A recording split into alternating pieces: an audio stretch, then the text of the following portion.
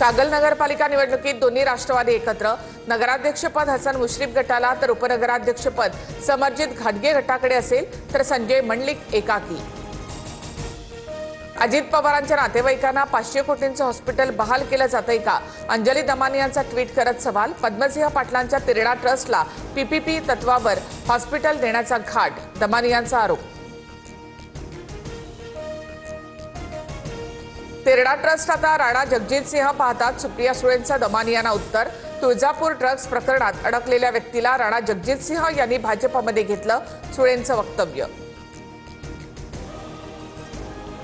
राणा रणजितसिंह निंबाळकर आणि मुरलीधर मोहोळांच्या प्रकरणावेळी अंजली दमानिया कुठे होत्या?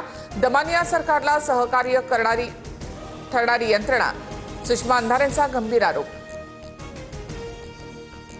लाडक्या बहिणींना ई-केवायसी करण्यासाठीची मुदत उद्या संपणार।